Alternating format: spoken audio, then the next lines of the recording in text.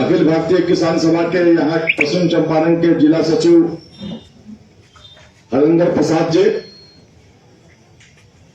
बिहार राज्य किसान सभा अजय भवन के जिला सचिव राधा मोहन जी और इस किसान सम्मेलन में भाग ले रहे पश्चिम चंपारण के, बल्कि पश्चिम चंपारण संसदीय निर्वाचन क्षेत्र से जुड़े हमारे इस 3 विधानसभा क्षेत्रों से आए तमाम किसान भाइयों, नौजवान दोस्तों, आज जो परिस्थिति है वो चुनाव का माहौल है। तिवारी जी, आप लोग थोड़ा अंदर आ जाते तो ज्यादा अच्छा होता। तो इस माहौल में अभी हमारे सामने जो महत्वपूर्ण काम है किसानों के सामने, उस संदर्भ में मैं कुछ कहना चाहता हूं, क्योंकि संयुक्त किसान मोर्चा, मैं याद दिलाना चाहता हूं आपको कि जब अपनी मांगों को लेकर मुख्य रूप से एमएसपी को कानूनी दर्जा देने के लिए और किसानों के फसल का स्वामीनाथन कमीशन के अनुशंसाओं के आधार पर काम के लिए जो मुख्य आंदोलन हमारा शुरू हुआ था, आपको याद है 2020 में जब आंदोलन शुरू हुआ और दिल्ली के तमाम बॉर्डर को किसानों ने घेर लिया था, चाहे वो संगरूर बॉर्डर हो, चाहे वो गाजीपुर बॉर्डर हो, चाहे वो पलवल बॉर्डर हो, चारों तरफ से दिल्ली आने वाली तमाम सड़कों को किसानों ने जाम कर दिया था। और सबसे बड़ी खासियत है कि वो कोरोना काल का जब दौर आया और कोरोना में बड़े पैमाने पे जहां लोग मर रहे थे, वैसी स्थिति में भी किसानों ने निर्णय ले लिया था कि जब किसान भूखमरी से मर ही रहे हैं, कर्ज से दबे किसान रोज आत्महत्या कर ही रहे हैं, तो हम दिल्ली बॉर्डर पर ही आंदोलन के दरमियान मर जाएंगे, लेकिन कोरोना में हम अपने घर नहीं जाएंगे।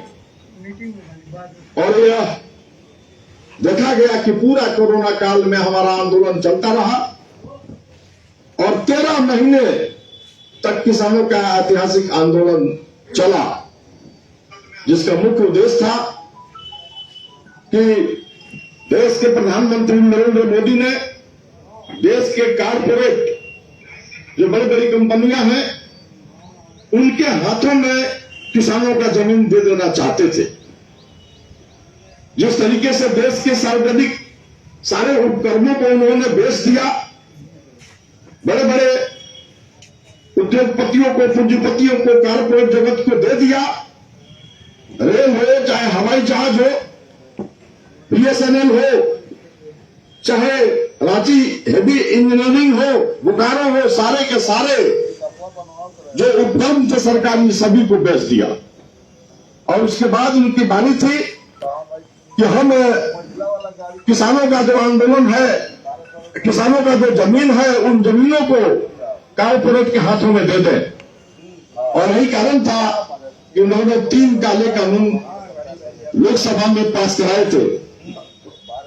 थोड़ा धीरे से अरुण जी, धीरे धीरे।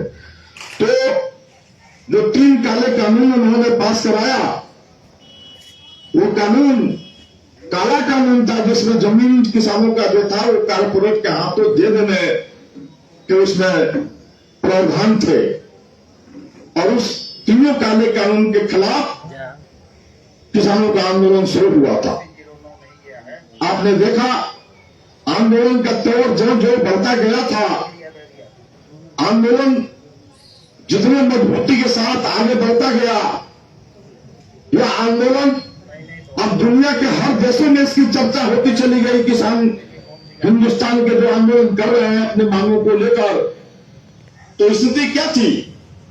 स्थिति यहां पहुंच गई कि नरेंद्र मोदी प्रधानमंत्री को भी लग गया कि यह आंदोलन दिल्ली बॉर्डर तक नहीं है, यह आंदोलन हिंदुस्तान के तमाम गांवों तक किसानों का पहुंच चुका है और किसानों की मांगों को अगर हम नहीं मानते हैं तो आने वाले दिनों में हमारी सरकार जो है ये पलट देंगे, क्योंकि हिंदुस्तान किसान बहुल देश है।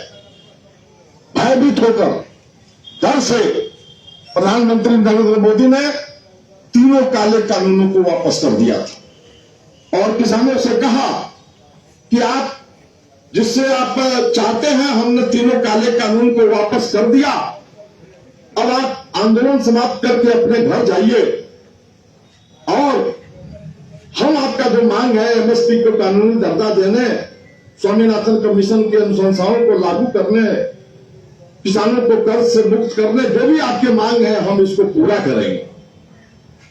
किसान जानते थे कि देश का प्रधानमंत्री झूठा है, ये जो बात बोलता है वो करता नहीं है।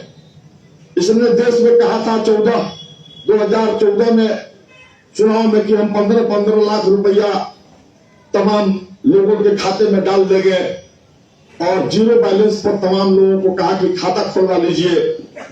तो आपने देखा कि घर की औरतें जो है, जो थोड़ा बहुत पैसा चुरा के रखती है कि दुर्दिन में परिवार के काम आवे, बैंक वालों ने उन पैसे को भी ले लिया खाता खुलवाने में और 45,000 करोड़ रुपया देश के गरीबों से लूट लिया गया।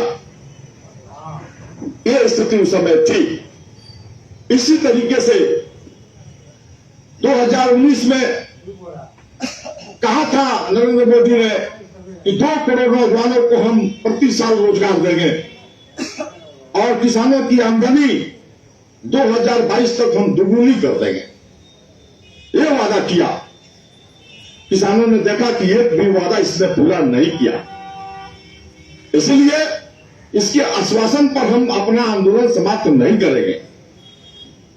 इसलिए देश के जो संयुक्त किसान मोर्चा के जो बड़े बड़े नेता थे, 500 किसान संगठन का यह संयुक्त किसान मोर्चा तय किया कि हम आंदोलन को यहीं पर स्थगित कर देते हैं और स्थगित करके अपने घर जाएंगे, आंदोलन को समाप्त नहीं करेंगे। हुआ वही, एक भी कोई भी मांग नरेंद्र मोदी ने किसानों का नहीं माना। फिर एक बार उनका वादा झूठा निकला और आज आप देख रहे हैं फिर लगे हुए हैं कि देश के किसान जो है, उनकी जमीन जो है वो देश के अंबानी अडानी के हाथों में दे दिया जाए। किसानों के पास जमीन नहीं रहना चाहिए। जिस तरीके से देश के सारे किसानों के सारे इस देश के लोगों का जो पैसे से बना हुआ जितने भी रेल है, हवाई जहाज है, बंदरगाह है, मैंने बताया बीएसएनएल है, इस सबको बेच दिया। तो उनकी यह समझ है कि किसानों के पास किसान की जमीन क्यों रहेगी, ये जमीन भी कारपोरेट के हाथों में दे दिया जाएगा। ये लड़ाई चल रही है, किसान आज भी लड़ रहे हैं। किसानों ने निर्णय लिया है, ये 2024 का चुनाव हमारे सामने आ गया है। लगातार किसान देश में ये आवाज उठा रहे हैं कि हमें देश की संविधान की रक्षा करनी है, हमें देश के किसानों को, खेती को और किसानी को बचानी है। तो बिना नरेंद्र मोदी को गद्दी से उतारे ये नहीं बच सकता है। इसलिए नरेंद्र मोदी को गद्दी से उतारना ही पड़ेगा। इसलिए किसानों ने नारा दिया